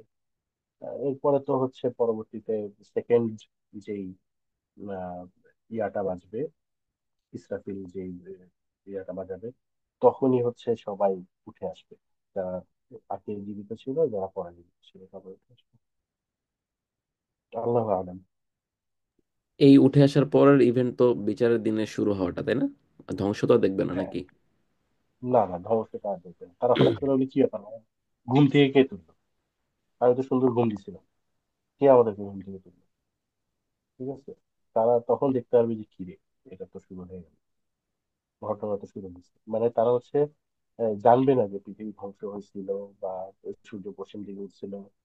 ঠিক আছে, ভূমিকম্প হয়েছিল তিনটা, এগুলা তারা হয়তো জানবে না। দাব্বাতুল আর্থ বের হয়েছিল, এগুলো হয়তো তারা জানবে না, সম্ভবত। আচ্ছা, নাজুক সাকিব ভাই একটা কথা বলছেন মাঝখানে যে মানে মৃত ব্যক্তিরা ওয়াকিফ হাল, এই জিনিসটা একটু ব্যাখ্যা করেন, এটা আমি জানতাম না, এটা বিষয়টা আসলে কেমন? সাহিল ভাই বলেন। মৃত ব্যক্তিরা কিছু কিছু ইনফরমেশন তাদেরকে দেয়া হয়। ফর এক্সাম্পল, মৃত ব্যক্তির আহ আহ, কাছে যে তার জন্য আমি যে দোয়া করতেছি, সেটা তো আমি ধরেন কবরে যাইতেছি, বা আমি তার জন্য দোয়া করতেছি, তো সেই মানুষটা জানতে পারতেছে হয়তো না যে যে আমার জন্য, আমার এই নাতি আমার জন্য দোয়া করতেছে। ঠিক আছে, বা ওই অমুক আমার জন্য ক্ষমা প্রার্থনা করতেছে। বা আমি দেখতেছি কি ব্যাপার, আমার আমার একটু একটু আমি একটু ভিআইপি ইয়া পাচ্ছি কেন, সার্ভিস পাচ্ছি কেন হঠাৎ করে, ধরো যে তোমার জন্য তো দোয়া করতে, তোমার একটু গুনাহ মাফ হয়েছে। এই ধরনের বিষয়গুলো আমি যতটুকু জানি, কিন্তু হচ্ছে জেনারেলি তারা ওয়াকিফাল, মানে তারা সবকিছু জানে না। ঠিক আছে, তাদেরকে কিছু কিছু পয়েন্টস, কিছু কিছু জিনিস, ইম্পর্টেন্ট জিনিস, যেগুলা তাদের সাথে সরাসরি সম্পৃক্ত, সংযুক্ত, অতটুকুই তাদেরকে জানানো হয় বলে আমি জানি। এটা কি আল্লাহ রসুলকে দরুদ পড়লে ওনাকে জানানো হয়, এটা থেকে ইয়া করলেন, বের করলেন, নাকি হচ্ছে পার্টিকুলারলি মৃত ব্যক্তিদের আলাদা করে কোনো কোথাও মেনশন আছে যে এরকম যে ওদেরকে জানানো হয় দোয়া করছে? আহ কিছু প্রচলিত ধারণা তো আছে যে বৃহস্পতিবারে আহ মৃত ব্যক্তিরা তাদের পরিবারের খবর জানতে পারে। ঠিক আছে, আসলে কতদূর বিশুদ্ধ আমি জানি না, হুম। কিন্তু আহ, তো ওই অতটুকু হচ্ছে জানতে পারে, যেটা আমি জানি। তারপরে যে আল্লাহ রসুলের যে দোয়াটা, যে কবরের সামনে যে আসসালামু আলা আহলাল কুবুর, ঠিক আছে, তারপরে আমিও আসতেছি তোমাদের কাছে, মানে এখন সরাসরি হুম তাদেরকে উদ্দেশ্য করে বলতে পারেন যে আমিও তোমাদের কাছে আসছি। তো তারপরে হচ্ছে যখন বদরের যুদ্ধে যখন মুশরিকরা মরে গেল, তাদেরকে হুম। যখন আহ ডাক দিয়ে বললেন জিবরাইলের শোনো। মাধ্যমে হুম। তাদেরকে যখন ডাক দিয়ে বললেন যে, তখন সাহাবীরা কিন্তু জিজ্ঞেস করতেন যে আল্লাহ রাসূল তো মারা গেছে, তাকে শুনতে পারে, বলে যে এখন তাদেরকে শোনার ব্যবস্থা করে দেওয়া হয়েছে। বুঝতে পারছি, তো মানে এটা একটা বুঝতে অবহেলা পেরেছি। হয়নি। এটা হচ্ছে ওই ইবনুল কাইয়িমের রূহ বইটা পড়লে আপনি হুম আরেকটু জানতে পারবা যে এই এই ধরনের অনেক ধরনের আন্ডারস্ট্যান্ডিং আছে, এগুলো অ্যাকচুয়ালি কোরআন হাদিস থেকে একেবারে স্পষ্ট অকাট্য ভাবে প্রমাণিত না, কিন্তু এক্সপেরিয়েন্সিয়াল নলেজ আর কিছু অন্যান্য স্ক্রিপচার থেকে আসে। যেমন একটা এক্সপেরিয়েন্সিয়াল নলেজ কি, যে একটা মানুষ যখন মরে যায়, মৃত্যুর সময় ঘনায় আসে, তখন কিন্তু তার মৃত আত্মীয় স্বজনরা কাছে এসে ভিড় করে। এটা একটা এক্সপেরিয়েন্সিয়াল, যারা হচ্ছে আহ, অ- আহ, এটাকে কি বলে, যারা মৃত্যুর মুখ থেকে ফিরে আসে, যে এক্সপিরিয়েন্স গুলো হয়, যে কিছু বই আছে না বের হয়েছে যে হুম হুম হুম। ডেথ এক্সপিরিয়েন্স, ক্লোজ কিতাবুর রূহ ডেথ যেটা আর এক্সপিরিয়েন্স। কি। হ্যাঁ, হ্যাঁ। তো মানে ওই বিষয়টা কি যে ধরনের মারা গেলে তার মৃত আত্মীয় স্বজন তার কাছে এসে ভিড় করে এমন কিছু? হ্যাঁ, যে হচ্ছে এরকম যারা হচ্ছে একদম ক্লিনিক্যালি ডেড ছিল, তারপরে ফেরত আসছে, তারা সবাই মোটামুটি কমন কিছু এক্সপিরিয়েন্স শেয়ার করছে সারা দুনিয়াব্যাপী। যে হচ্ছে তারা দেখছে একটা, মানে আকাশে একটা আলোর মতন একটা দরজা খুলে গেছে, একটা টানেল খুলে গেছে, একটা আলো টানেল খুলে গেছে, সেই টানেল দিয়ে তারা চলে যাচ্ছে। তার আগ মুহূর্তে তার মৃত্যু আত্মীয় স্বজনরা, তারপর আরো কিছু পরিচিত মানুষরা আশেপাশে ভিড় করছে, যাদেরকে সে মৃত্যু বলেই জানছিল। তো তারা তাকে সাহস দিচ্ছে যে কোনো সমস্যা নেই, আমরা আছি। এই ধরনের জিনিসগুলো তারা এক্সপিরিয়েন্স করছে। তো এই ধরনের লিটারেচার আমাদের ইসলামিক ইয়াতেও পাওয়া যায় কিছু কিছু জায়গায়, যে এরকম আত্মীয় স্বজনদের সাথে দেখা সাক্ষাৎ হয়। যেমন হচ্ছে যারা মৃতরা, তারা হচ্ছে বারজাখের দুনিয়াতে আত্মীয় স্বজনদের সাথে সাথে ওর সাথে দেখা সাক্ষাৎ করে, তখন খবর নেয়। যেমন ধরেন কেউ মারা গেল, ঠিক আছে, তার পরবর্তীতে হচ্ছে প্রতিবেশী একজন মারা গেল, তো সে এসে বলে যে আচ্ছা তুমি যে মারা গেছো, আমার ছেলেকে কি অবস্থায় দেখছো? তো বলে যে তোমার ছেলে তো এরকম এরকম দেখছি, সে প্রতিদিন তোমার জন্য দোয়া করে, কান্নাকাটি করে, বা সে এখন এগুলা, এই ধরনের ইনফরমেশন গুলা মানে কিছু পাস হয় আর কি, যতদূর আমি পড়ছি। কোথায় পড়ছি আমার মনে নেই, বাট এগুলো আমি কিতাবুর রুতে এগুলা সবগুলোই আছে আমার জানা মতে। বুঝতে পারছি যে আপনার। কিতাবুর রূহটা ভাই ওই স্বপ্ন নিয়ে, তারপর হলো ওই আহ, কেউ ক্লিনিক্যাল ডেথ ওখান থেকে ফেরত আসা, এটা নিয়ে মেনলি লেখা। কারণ কি এই বইটা নিয়ে কিন্তু অনেক ইয়েও আছে, যেমন যারা কট্টর আহলে হাদিস টাইপ, বা ওই মানে স্বপ্নের যে বিষয়গুলোকে অস্বীকার করে আর কি, বা কারামত, তারা এটাকে আহ মানে ইবনুল কাইমের বই হিসেবে গ্রহণ করতেই চায় না, তাকে মানতে চায় মানেই না। না যে এটা ইবনুল কাইম রাহিমাহুল্লাহ লেখা। হ্যাঁ, হ্যাঁ, হ্যাঁ, এটা মানতে চায় না তারা। তাদের একটা নিজস্ব আন্ডারস্ট্যান্ডিং আছে, তো তারা হচ্ছে এই ধরনের জিনিস একেবারেই সহ্য করতে পারে না। একটা এসোটেরিক বিষয়গুলো তারা মানতে পারে না। তাদের একটা প্রভাব আছে আর কি, কারণ অতিরিক্ত তারা এসোটেরিজম দেখে আসছে। তো এই বেরেলভি সুন্নিদের মধ্যে অতিরিক্ত বেশি এই কারামত নিয়ে আলোচনা দেখে আসছে। তো তো তারা ত্যক্ত বিরক্ত হয়ে উল্টা দিকে হচ্ছে হাঁটা ধরছে। যে এখন আজকে তারা কোনো কিছুই মানতে পারে না। আজকে শুরু আলোচনা যেটা ছিল আর কি, যে কেউ এক্সট্রিম পজিশন নিলে আরেকজন আরেকদল এক্সট্রিম পজিশন চলে যায়। তবে এই এই হ্যাঁ, যে হ্যাঁ, পয়েন্ট আপনি বললেন না সাহেল ভাই, যে খোঁজ খবর নেওয়ার ব্যাপারটা বা দেখার বিষয়টা, আমার ওই যে ওই আহ, সবকিছু মিলে একটা আন্ডারস্ট্যান্ডিং এর মধ্যে এটাও আসে যে আল্লাহ রাসূল যখন ফাতেমা রাদিয়াল্লাহু আনহাকে বলছিলেন যে, ওই যে একটা হাদিস আশাদন বর্ণনা করছিল না, যে ফাতেমা রাদিয়াল্লাহু আনহার চেহারা ইয়া হয়ে গেছিল, কান্না করতেছিল, পরে আবার হাসতেছিল। হ্যাঁ, তখন তো আল্লাহ রাসূল বলছিল যে আমি মারা যাবো, তারপর রাসূলুল্লাহর ওয়াইফ ফাতেমা রাদিয়াল্লাহু আনহা তখন ইয়া করতেছিলেন, কাঁদতেছিলেন। তারপর যখন বলছে তারপর তুমি মারা যাবা সবার ফার্স্টে, তখন উনি আবার হাসতেছিলেন। তো বিষয়গুলো হ্যাঁ, তো কিছুটা এমন দিকে যায় যে ওনাদের আবার দেখা হবে, বিষয়টা এমনই দিকে যায় না, না তো উনি হাসতো না তখন, তাই না? হ্যাঁ, না, না, এটা তো হ্যাঁ, এটাও যায় অনেকটা। বা যত তাড়াতাড়ি আমি মরে যাব, তত তাড়াতাড়ি তো আমার কিয়ামত চলে আসবে, তত তাড়াতাড়ি আমার যেসব মৃত যারা ছিল তাদের কাছে আমি দেখা সাক্ষাৎ করতে পারবো। তো এখানকে তুমি যেটা আহ, বের করছো, সেটাও কিন্তু মিনিং হিসেবে নেওয়া যায়। ঠিক আছে, যে যে একই কনটেক্সটে হয়তো বা ওনার আবেগটা আছে, হ্যাঁ, যে মৃত্যু এটা সংবাদটা নেওয়া শুনে যেতে পারে হাসছে, যে তারপর আমি মারা শুনছে। গেলে তো আমি আমার বাবার সাথে দেখা করতে পারবো, আর রেখে জীবনে এরকম কিছু একটা হইলেও হতে পারে। বুঝতে পারছি। তবে এগুলো ডিরেক্ট কোনো ইয়া নাই কোথাও না, মানে জাস্ট ওই যেটা বললাম আর কি, যে এক্সপিরিয়েন্স থেকে বা ওভারঅল নলেজটা না, মিলিয়ে এগুলো তারপরে আসলে আমরা। অনেক অনেক ওভারঅল আলেমও আলাপ করছেন, মানে এগুলো আসলে যেটা সাহিল ভাই বললো যে মানে কোনো ওই ধরনের নুসুস নাই যে এগুলো আমি স্পষ্টভাবে বলতে পারি। এই ইবনুল কাইমের এই কিতাব রুহুতে অনেক আলোচনা করছেন এরকম, যেগুলো থেকে আমরা কিছু আইডিয়া পেতে পারি আর। আবার ইবনে বাজকেও প্রশ্ন করা হয়েছিল এই বিষয়টা নিয়ে যে মানে মৃতরা কি জানতে পারে কিনা দুনিয়াতে কি হচ্ছে না হচ্ছে। তো তখন উনি বলছেন যে মানে কাবাইররা এই ধরনের আলাপ করছেন, মানে যারা প্রিভিয়াস জেনারেশন তারা এই ধরনের অনেক বড় বড় আলেম এগুলো আলাপ করছেন, কিন্তু এগুলো স্পষ্ট কোনো নসুস নাই। উনি এরকম করে আনসার করছেন। তো বিষয়টা অতটুকুই আমাদের চিন্তা করতে হবে আর কি, যে হয়তো বা মানে তারা এক্সপেরিয়েন্স থেকে যেটা বলেন সেটাই হয়তো বা মানে বাস্তব হতে পারে, নাও হতে পারে। তবে ওই যে একটা হাদিস আছে যেটা যেটা সাহিল ভাই বললেন যে যখন কোনো আত্মা আসে তখন অন্যরা জিজ্ঞাসা করে যে ও অমুক কেমন আছে, তমুক কেমন আছে, অমুকের কি হলো না হইলো। এই জিনিসটা এটা এটা বার্জাকের জীবন হতে পারে আর কি। তবে একেবারে যে তারা মানে সিসি ক্যামেরার মতো দেখতেছে দুনিয়াতে কি হচ্ছে না হচ্ছে, ব্যাপারটা ওরকম না, এটা মোটামুটি সবাই এগ্রিড। জাস্ট হয়তো বা তাদের কাছে ইনফরমেশন যেতে পারে। এবং ইসলাম কিও আমি একবার দেখছিলাম যেখানে শেখ মুনাজিদ একটা কমেন্ট করছেন যে আহ, আল্লাহ যে কোনো একজন মৃত ব্যক্তিকে তার পরিবার পরিজন অথবা আত্মীয় স্বজন বা যে কোনো জরুরি তথ্য জানালে জানাতে পারেন, কিন্তু এটা নেসেসারি না যে তিনি জানাবেন। এইটা এটাই হলো তার সর্বশেষ বক্তব্য। তো এই হলো কথা আর কি। তবে আমাদের কৌতূহলটা মানে থাকবেই, কারণ মানে বিষয়টা আলোচনা তাহলে এভাবে রাখছেন আর কি। ওই যেমন কেমন সময় মানুষ জিজ্ঞাসা করতো যে কবে হবে কবে হবে, তো আমাদের তো আনসিন নিয়ে বিষয়গুলো কতটা থাকবে। তো এটা এগেনস্টে যথেষ্ট তথ্য বা ডিরেক্ট কোনো নস এটা নাই, মানেই হচ্ছে বোঝা গেছে আল্লাহ সুবহানাহু ওয়া তাআলা আমাদেরকে এই স্টেটেই চাইছিলেন যে ওরা এই বিষয়টা নিয়ে জানবে না, কৌতূহলটা থাকবে। আর আল্লাহ চেষ্টা করবো অনেক কিছু দেয়া মিলে একটা কিছু বলার জন্য, একটা নির্দিষ্ট লেভেলকে থেমা যাওয়ার জন্য। বিষয়টা এমন না সাকিব ভাই? অবশ্যই না, আমি এই গত বোধহয় দুই একদিন আগে একজন আলেমের লেকচার শুনতেছিলাম, যেখানে টপিকটা ভুলে গেছি কি নিয়ে শুনতেছিলাম, বাট আমার ওনার আলোচনার একটা পয়েন্ট আমার মাথায় গেঁথে গেছে। সেটা হচ্ছে আল্লাহ সুবহানাহু ওয়া তাআলা কোরআন নাজিল করছেন, এটা আমাদের জন্য যুগ সারা জীবন যত কিয়ামতের আগ পর্যন্ত আমাদের গাইডলাইন হিসেবে থাকবে। তো এই একটা আসমানি কিতাব যেখানে আমাদের জীবনের সবচেয়ে গুরুত্বপূর্ণ বিষয়গুলো আলোচনা হচ্ছে, সেখানে যে জিনিসগুলো আল্লাহ বাদ দিয়ে গেছেন বুঝতে হবে ওগুলোর ইম্পর্টেন্স আল্লাহর কাছে অতটা নাই, আমাদের কাছেও নাই। ওখানে যেগুলো মূল আলোচনা সেগুলোর উপরে আমাদের ফোকাস থাকা জরুরি আর কি। ইভেন আমরা যদি রাসূল সাল্লাল্লাহু আলাইহি ওয়াসাল্লামের জীবনও চিন্তা করি, তার হাদিসগুলোকে একসাথে রাখি, তাহলে আসলে ইসলামের যেসব দিক আলোচিত হয়েছে মূল আলোচনার বিষয়বস্তু ওগুলোই হচ্ছে আমাদের টপ প্রায়োরিটি। যেগুলো আলোচনা হয়নি, যেগুলো ওপেন টু ডিসকাশন, যেগুলো হয়তো ইজতিহাদের জন্য আল্লাহ রেখে দিয়েছেন, সেগুলো আসলে অতটুকু গুরুত্বপূর্ণ না যতটুকু আল্লাহ সরাসরি নস দিয়ে বলছেন।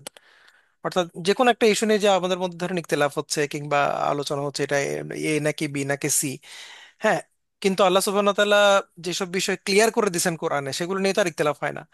ওগুলো ক্লিয়ার করে দেওয়ার রিজন কি? কারণ ওগুলোর সবচেয়ে বেশি ইম্পর্টেন্স আমাদের জীবনে বেশি, মানে ওগুলোর উপরে ফোকাস দিতে হবে, বাকিগুলো হচ্ছে অতটাও ইম্পর্টেন্ট না। যদি ওইটাও যদি সেম মর্তবার ইম্পর্টেন্ট হতো, আল্লাহ সুবহানাহু ওয়া তাআলা ওইটাও কিন্তু সরাসরি বলে দিতেন বা আলোচনা করতেন। তো এই বিষয়গুলো আমাদের মাথায় রাখতে হবে আর কি, যে আসলে যেসব বিষয় ক্লিয়ার না এগুলো নিয়ে অতিরিক্ত মাথা ঘামানোর প্রয়োজন নাই, কারণ এগুলো আল্লাহ সুবহানাহু ওয়া তাআলা ইচ্ছা করে ক্লিয়ার করেন নাই, যেহেতু এটা আমাদের জরুরি না। এটাই হতে পারে আর কি, এই বিষয়টা নিয়ে যেটা আলোচ করছি এটাও হয়তো বা এটা আন্ডারে পড়তে পারে। জি ভাই, আমার এমনই মনে হয় যে অত ইম্পর্টেন্ট আচ্ছা গুরুত্বপূর্ণ আচ্ছা ভাইটাল কিছু হলে আল্লাহ সুবহানাহু ওয়া তাআলা রাসূলের মাধ্যমে এটা আমাদেরকে বলেই দিতেন। আচ্ছা, সুনান আল নাসাইতে, এটা সহিহ হাদিস, শেখ আলবানী বলছেন, উনি বলতেছেন যে আবু হুরায়রা থেকে বর্ণিত আছে যে রাসূল সাল্লাল্লাহু আলাইহি ওয়াসাল্লাম বলছেন যখন কোনো মুমিন মারা যেতে থাকে তখন হচ্ছে ওই রহমতের ফেরেশতা চলে আসে। তো তখন তাকে বলে যে হে প্রশান্ত আত্মা বের হয়ে আসো, তাই না? ওই কথাটা বলে। আহ এরপরে যেটা হয়, এরপরে হচ্ছে বিশ্বাসীদের আত্মারা, অন্যান্য মুমিনদের আত্মারা তার কাছে আসে, এসে তার সাথে দেখা করে। দেখা করার কারণে তার খুশি হয়। আহ তারপরে হচ্ছে আহ আহ, এরপরে তাকে জিজ্ঞেস করে যে যারা আগে মারা গেছে তাকে, নতুন যে মৃতটা, তাকে জিজ্ঞেস করে যে আচ্ছা, তার ঘটনা কি হয়েছে, তার ব্যাপারে কি হয়েছে, তার ব্যাপারে কি হয়েছে। তখন অন্যরা আবার বলে যে আচ্ছা আচ্ছা থাক, ওকে এত প্রশ্ন করে জ্বালায়ও না, অনেক কষ্ট পেয়ে আসছে। ঠিক আছে, এই ধরনের আলোচনাগুলো নাকি সেখানে হয়। তো তার মানে হয়তো তাদের মধ্যে নিজেদের মধ্যে আলোচনা, আলাপ আলোচনা হয় আর কি। এটা এখানে প্রমাণিত হচ্ছে আর কি। সুনানের নাসাই 1833 নম্বর হাদিস। এটা একটু বড় হাদিস, আমি জাস্ট একটা পয়েন্ট আর কি বলি।